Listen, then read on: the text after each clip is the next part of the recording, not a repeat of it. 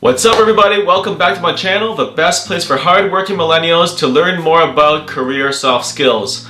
Now, there's the right way to do a career transition and there's the wrong way to make a career transition. And in this video, I'm going to give you an outline of 5 major career transition stages that everyone needs to know about before they make that jump. But before I begin, if you haven't done so already, make sure you hit that subscribe button and click the notification bell so that you receive regular updates that will help you advance your career. In addition, if you haven't done so already, please join the Facebook group Career Soft Skills so that you can connect with like-minded people who are interested in bringing the best out of themselves in their work. Hi, I'm Dr. John Tam and I have a PhD in sociology from the University of Oxford. I'm passionate about helping people bring the best out of themselves in their careers and also build their soft skills. So without further ado, here are the 5 major transition stages that everyone needs to know about when making a career transition. The first major career transition stage is actually introspective. You need to ask yourself the right questions and gain that self-awareness. And that includes personality. What's your personality like? What makes you go? What makes you take? What makes you satisfied? Another question to ask is, what are your current skills? What skills do you currently have and what skills can you develop? The third thing to ask is, what are your interests? What are you interested in? What gets you going? The fourth thing to ask is, what are the values that you have? Is it saving Mother Earth? Is it maximizing revenue? Is it connecting with people? This really matters as well. If you haven't done so already, be sure to check out that video, Reasons for a Career Change, that dives into this in much more depth when considering whether it's time to make the jump or not. The second major career transition stage is to develop a plan, and this involves several mini steps. The first mini step is to do career research. What is the state of the industry that you want to switch to?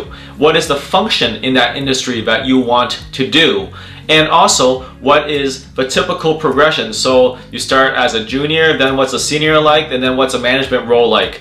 And then finally, what is the pay grade for each of these and how long does it take to get to each pay grade? These are all important things to consider when you make that jump. Another thing is to make a career statement, right? And a career statement actually involves that very first step that we did when we talked about building self-awareness. What are, number one, the non-negotiables? So write a list of whatever non-negotiables down. Write it all down, and I would suggest write it on post-it notes so that you can manipulate it and sort it out.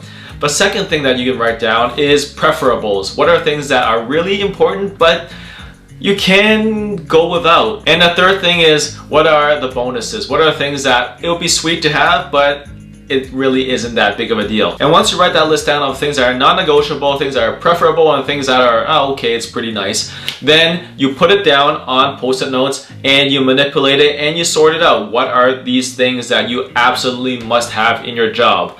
And so with that, you write your career statement. You write, in my job, I must have these things. In my job, it would be great to have these things. In my job, it'd be okay to have these things, but it's not a necessity. And by sorting that out, you create a career statement that gives you a goal, gives you an end line that you can measure to. Otherwise, it's very easy to get lost in the process. And what research has shown in terms of psychology is that people who write out their goal are much more likely to achieve it, just because there's so much more clarity. The last step to do in developing a career action plan is actually write that action plan, right? Whoever targets, where do you want to land? Right? And once you have that list of companies, so for example, if you want to enter the IT industry and you want to enter Facebook, Google, and Amazon, for example, you list out these companies and then you do what we call a SWOT analysis. And I'll put that SWOT analysis up here where you can see, hey, these are the things that you need to look out for. And so SWOT stands for strengths, weaknesses, opportunities, and threats. And once you lay that out, when you walk into that interview, it helps so much more because you know exactly what that company wants for that specific function and what is the state of the industry right now and why they're even hiring for that position. And in addition to that, it helps you build your value proposition much better, which is the next step, which is about branding yourself. How are you going to brand yourself? The step of branding yourself is extremely important, and whether you like it or not, we are constantly branding and selling ourselves. What clothes you wear, how you speak, whether you cut your hair or not, what type of makeup you put on, that's all branding. And you can find it in the book, Daniel Pink's to sell is human, right? Pretty much we are constantly selling ourselves. And so if you don't sell yourself, if you don't brand yourself, other people are going to brand you. It's really that simple. So you need to figure out several things, right? You need to figure out who you are in terms of your key titles, your key accomplishments, your key skills, your expertise, your personality, your values, all the stuff that we did in the first step. After figuring that out, you are in a much better position to make the case for yourself and why you're a good fit, a good candidate. And so when people hire, they hire basically on several things, right? They hire number one on fit. What's your personality? Can you get along with the team? Can you take orders? Can you do the job that you're supposed to do in terms of working as a team, in terms of personality? The second thing people look for is ability. What is your ability? What are the skills that you've acquired in the past? Whether it's writing, whether it's coding, whether it's making sales. By knowing your brand, you are able to sell yourself on that proposition. The third thing that they want to figure out is what is your motivation? Why are you doing this? And so this is especially important for career switchers and those who are doing a career transition from one industry to another or from one function to another. The hardest hit ones are those who are doing a double switch, a switch of both industry and function. And so when you are making that switch, what's your story? And you have to prepare that.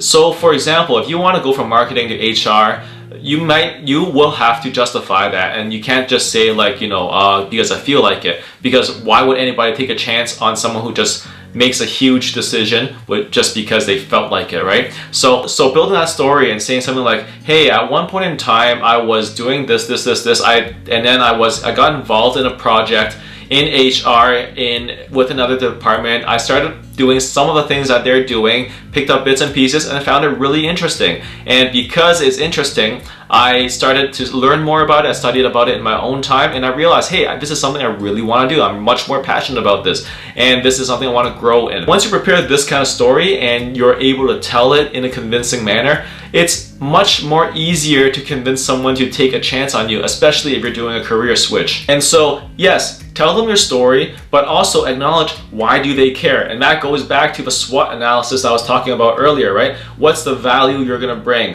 What are the problems that they're currently facing that you can help solve and that you can play a part in? This is a major part of just selling yourself and branding yourself as the best candidate amongst the other people, especially if you're a career switcher. Have you ever done a SWOT analysis for the purpose of targeting a job position before? If so, leave a comment below and let me know how it went. If you haven't, would you be interested in me doing a video on SWOT analysis? And if so, leave a comment below so I know I should do a video on this specifically for the purpose of landing a new job in a new career. The fourth step that you need to do is to create ambassadors. And when I say create ambassadors, I am talking about research has shown that 72% of people who hire, they don't go directly and post on the internet. What actually happens is that they turn to their resume database, they turn to their networks, they turn to their referrals on finding a job. So if you think that doing a career switch is basically pitching to different jobs online, you're actually competing with 100% of the talent pool for only a quarter of the jobs. So leveraging your network and letting the whole world know that this is something that you plan on doing is extremely important. Just to give you another number, a job typically receives about 200 applications for every post online. And in the crazier cases, something like Google once posted a job and received 70,000 job applications in 1 week. So this is the type of number you're competing against, and your odds will not be that great, especially if you're doing a career switch. An easy way to think about it is, if you were to hire someone, would you hire someone you know, or would you hire a stranger? It's always easier to hire someone that they already know. And so that's why it's not surprising that they ask around rather than just throwing the application online and sifting through the buckets and buckets of applications that will go in, and that gets bounced by the ATS, which is basically a robot that filters out all the resumes, so that the application actually never reaches the desk of the recruiter or the person who's calling the shots. In fact, some companies even incentivize internal referrals. So if you refer someone to a position and they're a good fit, the company actually rewards the person who made the referral. So this is actually really normal. And so this is one thing that you need to think about when you are switching, when you are in the middle of a career transition. Get as many ambassadors as possible. And nowadays, it's the easiest thing to do. Back in the day, you have to have a friend of a friend and so on, but nowadays you can do direct outreach either through LinkedIn, through Twitter, through Instagram, through pretty much any social media platform, and ask the questions to make that connection. And so a good example I could think of is Gary Vee and D-Rock, right? If you ever look at Gary Vee's videos, he makes constant reference to D-Rock, right? It's like, oh, D-Rock, did you get that? D-Rock, did you do this? Like, he's the guy who takes care of Gary Vee's like filming and everything. And one time I was looking through a blog of D-Rock, and pretty much he cold outreach Gary Vee, and he was very persistent about it, hey, I'll do it for free, hey, I'll do it for free, I'll just work for you, just give me a chance to work for you. And then Gary Vee finally decided to give him a chance, and he actually landed a paid job as a result of that. It was a process. So what I'm telling you right now is it's not like, you're going to cold outreach and you're going to get the job. It's more about cold outreach, learn about the job so that you can do a better job on a SWOT analysis. So you can bypass the whole resume tracking system and actually go directly to the recruiter's desk or the hirer's desk, and so that your chances go up much higher. And the fifth and final step of your career transition is to take control. And when I say take control, I mean take ownership of the whole process throughout the resume writing, throughout the cover letter writing, throughout the interview prep, and so on. One of the biggest mistakes that I see people do is outsource their resume writing. So they go on Fiverr or Upwork and they hire someone to write the resume for them. And that is counterproductive to the whole process, because think about it. I just said that you need to brand yourself. Would you let someone brand you, right? And you know your accomplishments best, and you know how to frame it best, and you know how to best sell it so that you can convince the hirer that you're a good fit. But the reality is, if you get someone to write your resume for you, they won't know the intricacies of your job. They won't know your accomplishments. They only know what's on that piece of paper, and they'll organize it nicely so that there's no spelling error and blah, blah, blah. And so, sure, if you really want someone to review your resume and just check it for grammar or whatever, you can, sure, I don't see a problem with that. But if you're trying to make the case and sell yourself as the best candidate for a job, I would definitely recommend against hiring a resume writer for that. And the same thing applies for a cover letter,